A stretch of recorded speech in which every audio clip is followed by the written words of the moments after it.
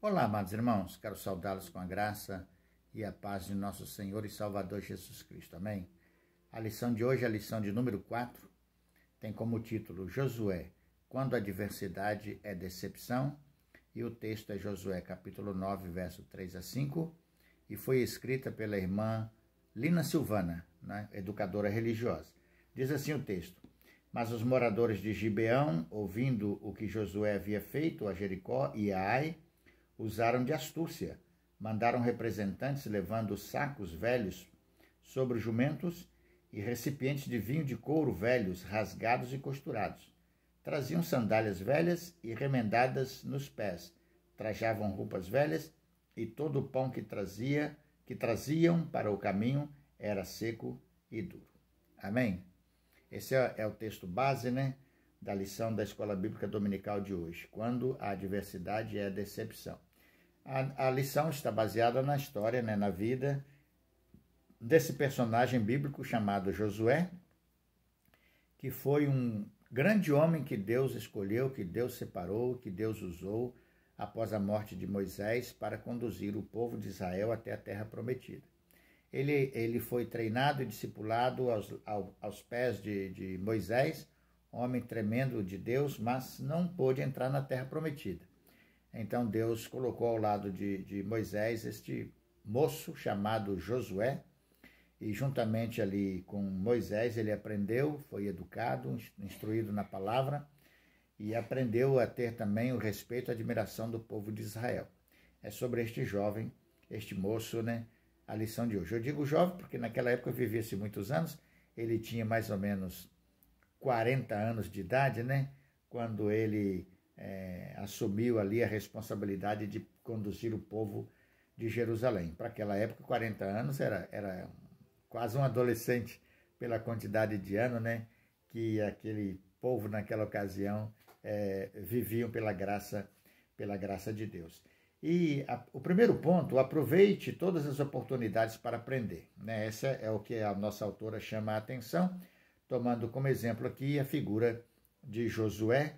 Ele teve a oportunidade de aprender com Moisés, então ele aproveitou toda a oportunidade que ele teve para aprender. Uma das coisas que ele aprendeu com Moisés foi ser paciente, Aprendeu com Moisés a ser manso, aprendeu com Moisés qual deveria ser o caráter de um líder, e aprendeu com Moisés também como deveria conduzir aquele povo, que não era um povo fácil de conduzir, mas ele aprendeu a liderar aquele povo juntamente com Moisés.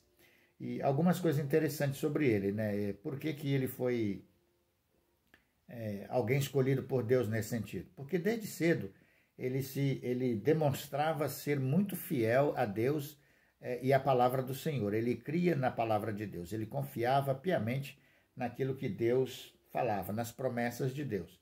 Quando ele foi enviado para ser um dos espias na terra de Canaã, e ele e mais 11, e dentre eles você tem também Caleb, quando eles voltaram para dar o relatório, 10 deles falaram muito mal da terra, amedrontaram o povo de Israel, criaram um espírito de medo, de desânimo, de covardia no povo de Israel, pelas notícias ruins que eles trouxeram de lá. Os homens eram grandes, eles disseram que de fato a terra era boa, que um cacho de uva precisava de 2 homens para carregar. Todavia, aqueles homens eram gigantes, eram guerreiros hábeis, as armas eram terríveis e que Israel não teria a menor chance de ser bem-sucedido.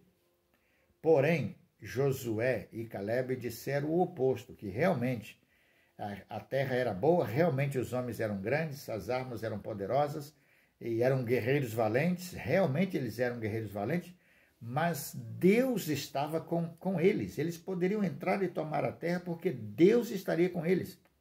Deus guerrearia com eles. Então ele demonstrou uma fé extraordinária no Senhor logo de início, logo de começo, Então essa é uma das coisas que ele aprendeu e que nós precisamos aprender, Precisamos aprender a ter fé, precisamos aprender a ter confiança, precisamos aprender a depender da palavra de Deus e de Deus naquilo que ele nos promete,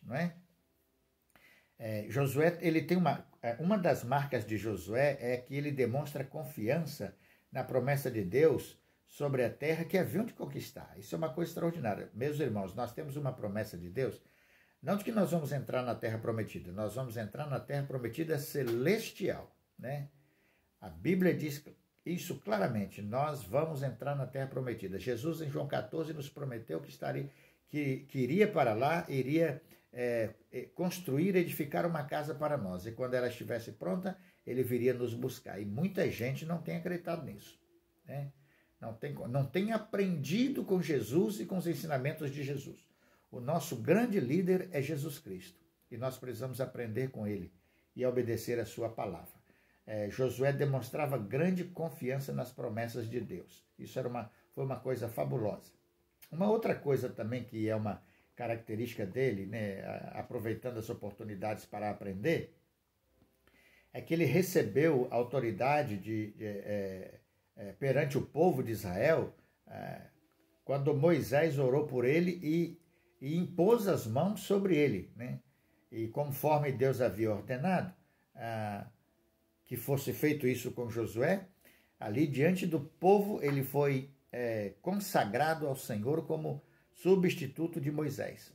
E por que ele foi substituto? Porque ele estava à altura, né? Uma das coisas que ele aprendeu mesmo de todo o coração foi temer a Deus e ouvir a palavra do Senhor como Moisés. Uma grande virtude dele. Qual é a grande virtude que você tem tido em aprender com alguém, não é? Você tem procurado aprender com pessoas que podem te ensinar, não só na vida espiritual, né? Na nossa liderança, na sua liderança, na liderança espiritual que a igreja tem, mas na vida profissional também, na vida afetiva, na vida emocional, na vida pessoal. Quantas pessoas podem te inspirar? E você tem procurado aprender com estas pessoas? Deixa Deus te usar e te abençoar através de pessoas que Ele está usando e que Ele separou para abençoar a sua vida, né? Aprenda com as... Não seja orgulhoso. Aprenda com aqueles que têm o poder, a graça e a misericórdia de Deus de poder ensinar, porque Deus deu a algumas pessoas a habilidade de ensinar outras pessoas, né? Também ele foi advertido pelo próprio Senhor, né? Lá no capítulo 1, versículo 9, por exemplo, né, Deus disse para ele, não te mandei eu? Esforça-te e tem bom ânimo. Não pasme nem te espantes, porque eu serei contigo por onde quer que andares. Então ele foi encorajado pelo próprio Deus. E Deus o advertiu, recomendando a ele que ele fosse corajoso e fosse forte, né? Os obstáculos seriam muitos, as adversidades seriam muitas, mas ele deveria confiar em Deus e enfrentar todos os problemas, porque o Senhor estaria com ele. Ponto 2. Confiar traz segurança e vitória na adversidade, né? Algo que fica muito claro para Josué é a promessa de que Deus estaria com ele. Ser acompanhado por Deus durante toda a missão lhe daria confiança suficiente para continuar a grande conquista. Assim que Moisés morreu, Deus lhe encoraja de forma particular, não é? A confiança em Deus, irmãos, traz segurança e paz. Confiar em Deus traz segurança e paz. Esse rapaz enfrentou situações dificílimas, como todos os grandes homens de Deus enfrentaram. Mas a lição que a gente tira para a vida é que nós temos também as nossas grandes batalhas, os nossos grandes adversários. Talvez um deles seja o próprio medo, né? A insegurança. A lição passada falou sobre isso, sobre o problema da insegurança. Quando a adversidade é a insegurança. E como que o medo gera fracasso em nós. Como que o medo nos atrapalha muito a vida. Mas a confiança em Deus traz segurança e dá a certeza da vitória diante das adversidades enfrentadas. O exemplo que nós temos é esse jovem, esse moço chamado Josué. Por exemplo, mesmo sendo um homem tão experiente e vivido em um longo tempo de intimidade com Deus, Josué não ficou livre das provas, né? Ou das provações diárias. Uma coisa que a gente precisa aprender. A presença de Deus nos garante a vitória, mas a presença de Deus não garante a ausência de tribulação, a ausência de sofrimento, a ausência de dor, a ausência de perseguição. Não, irmãos. A presença de Deus nos garante a vitória diante de todas estas coisas, mas não impede que estas coisas aconteçam, porque é no acontecer destas coisas que a nossa fé é fortalecida. É no acontecer dos problemas que nós demonstramos confiança no Senhor, que nós lutamos em oração para mantermos firme a nossa fé e alcançarmos a vitória prometida pelo Senhor a todos nós, né? Alguns exemplos, né, podem ser vistos também quando o povo precisava atravessar o Rio Jordão e enfrentar o exército dos cananeus. Outro momento difícil na vida de Josué. Mas ele traz à memória quando eles atravessaram o Mar Vermelho na liderança de Moisés. Agora, na sua liderança, eles iriam atravessar o Rio Jordão. E o povo estava nessa esperança. Então ele disse aos sacerdotes: entrem na água. Quando eles entraram, o rio parou de um lado e do outro. E eles atravessaram em terra seca. E chegaram do outro lado. Deus havia dado um grande sinal ali naquele momento. Um grande sinal na liderança dele. Ele aprendeu ali que, por pior que fosse a situação, que aos olhos humanos pudesse parecer impossível ser executada, quando eles obedeceram o Senhor, o rio secou ali, passaram em terra seca, o rio parou lá em cima, depois lá embaixo, e ali ele percebeu que Deus cumpria a sua palavra. Eles poderiam agora entrar na terra prometida que estava do outro lado e tomar posse daquela terra, derrotando todos os adversários que viriam contra eles, com as mais poderosas armas que eles pudessem usar. Mas do lado de cá, do lado do povo de Israel, tinha o Senhor, o grande general invencível e imbatível. Esta era a confiança de Josué. Então, irmãos, não importa o tamanho da adversidade, a confiança em Deus é a certeza da vitória. Uma outra experiência que ele passa, né, e que o povo aprendeu também sob a liderança de Josué, é que Josué ele obedecia à risca, né, a palavra de Deus, os mandamentos do Senhor. Cada orientação que Deus lhe dava. E cada orientação obedecida, irmãos, resultava em vitória para ele na conquista da terra de Canaã, na conquista da terra prometida. Ele tem ali um exemplo de obediência que lhe deu uma vitória fabulosa e que o tornou famoso no mundo daquela época. E até hoje foi a tomada da cidade de Jericó e, em sequência, a cidade de Ai. Né? Quando Jericó caiu, foi uma manifestação sobrenatural do poder de Deus, como fruto da obediência de Josué e da maneira sábia com que ele conduziu o povo a não se desviar da palavra de Deus para alcançar a vitória naquela semana, naquele dia. Às vezes o povo é afoito, quer fazer uma coisa que não devia, mas o homem de Deus tem que manter o povo no caminho certo, porque é na obediência e na fidelidade à palavra de Deus que a vitória é alcançada. Irmãos, há muito sofrimento em nossa vida que são desnecessários, que é desnecessário. Muito sofrimento desnecessário, porque eles são frutos de desobediência à palavra de Deus. Um pouco de paciência, nós não sofreríamos como nós temos sofrido. Um pouco de paciência e um pouco de obediência a Deus resultaria numa vida muito mais abençoada, muito mais feliz, muito mais saudável. Com relação também a como dominar o povo, né, ele deu uma ordem clara. Os de perto deveriam ser destruídos e os de longe ele deveria propor a paz. Se eles aceitassem a paz, fariam deles até escravos de Israel. Mas se não aceitassem a paz, entrariam em guerra com ele e seriam derrotados, não é? Seriam derrotados. É nessa circunstância que ele foi enganado por um povo de perto, onde vem a sua decepção. E a ordem de Deus para destruir e matar a todos, irmãos, é por causa do pecado, né?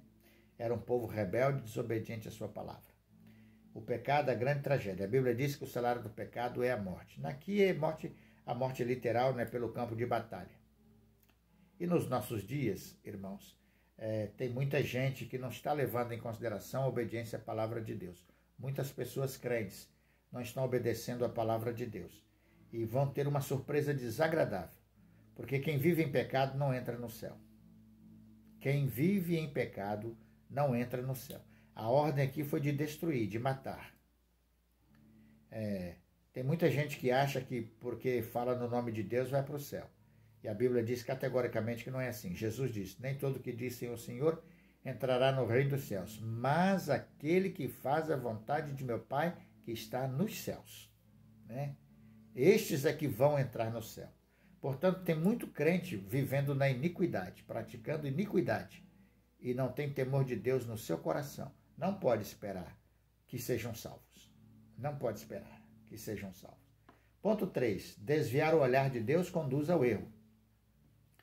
E aqui foi a grande decepção dele, né? A grande decepção de Josué foi quando ele foi enganado pelos gibeonitas. Né? E sabe por que ele foi enganado, irmãos?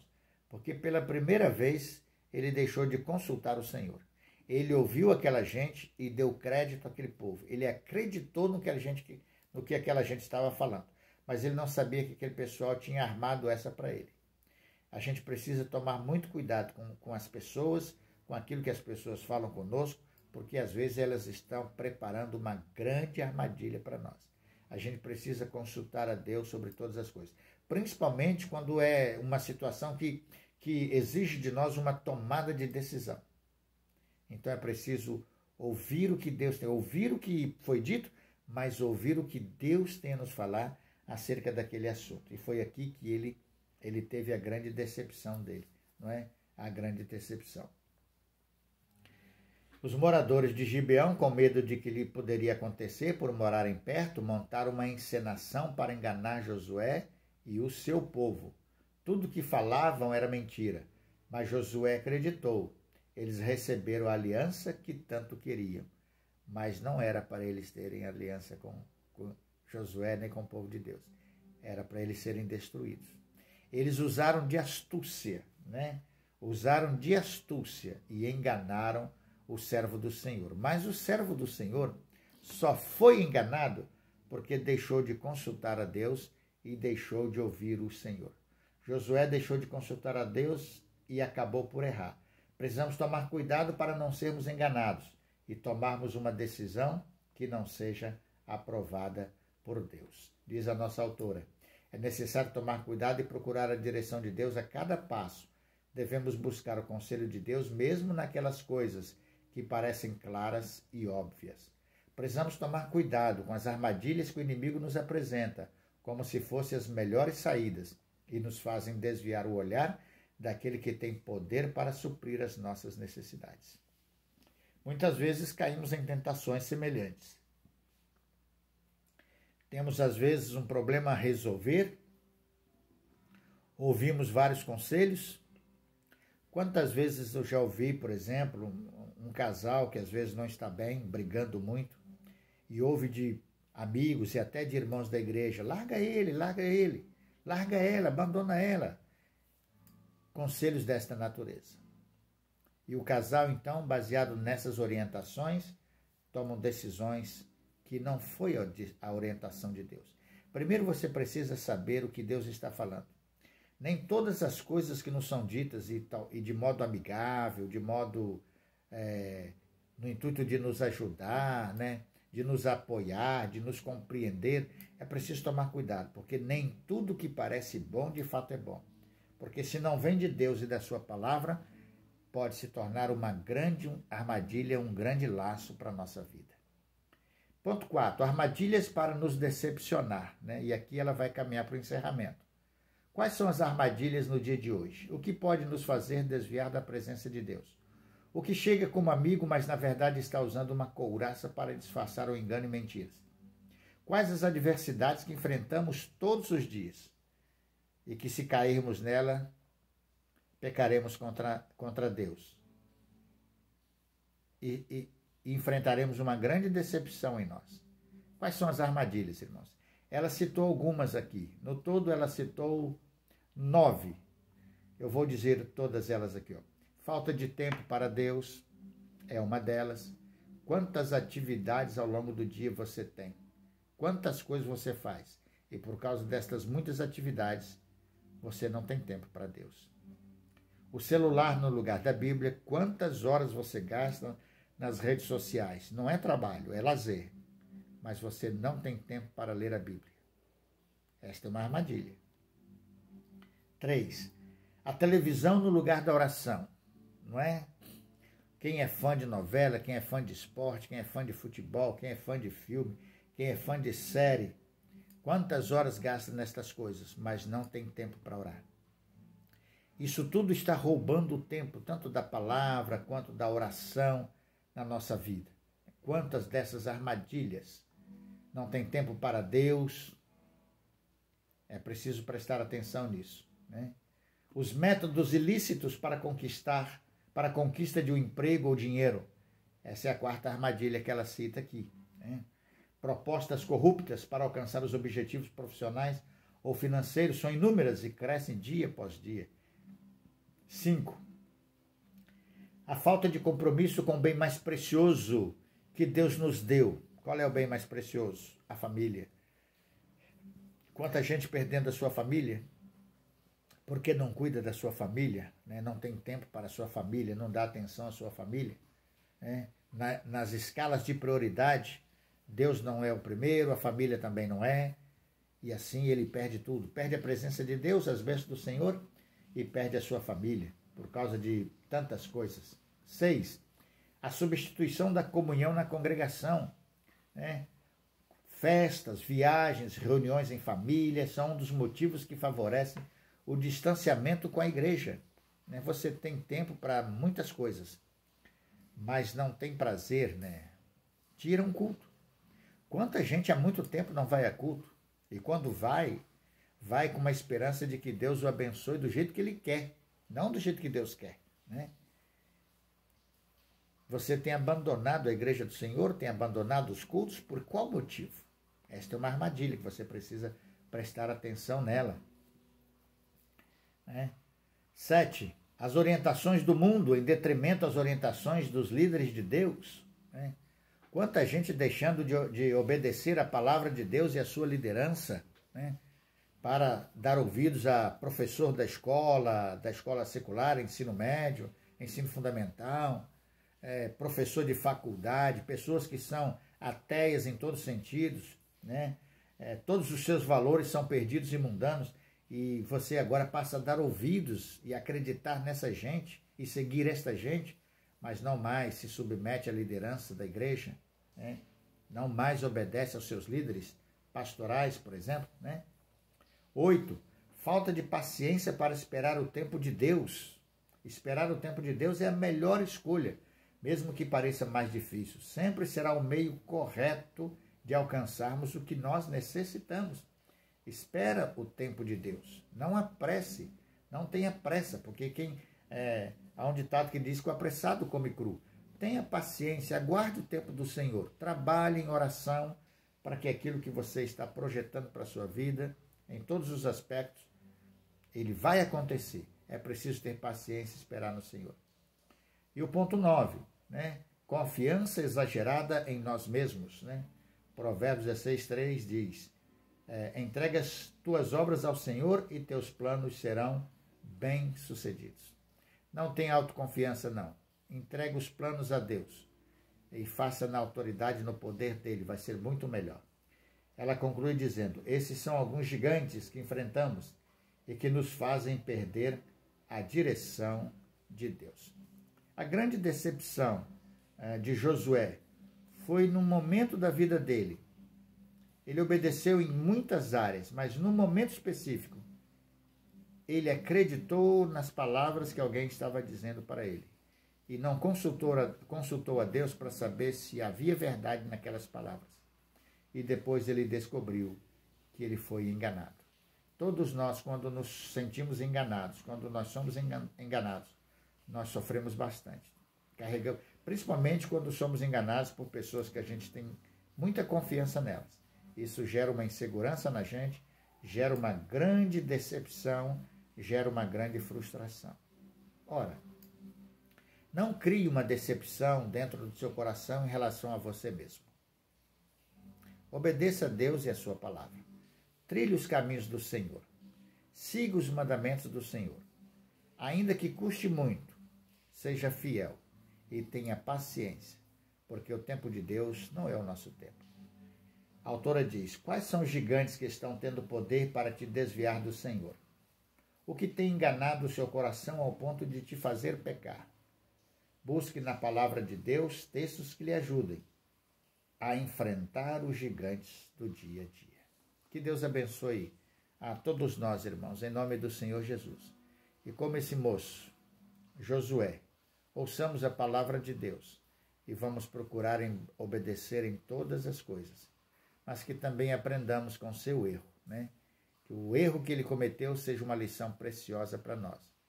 Vamos ouvir o que precisarmos ouvir, mas antes de tomar qualquer atitude, primeiro vamos consultar o Senhor. Deus abençoe os amados irmãos, em nome do Senhor Jesus. Amém?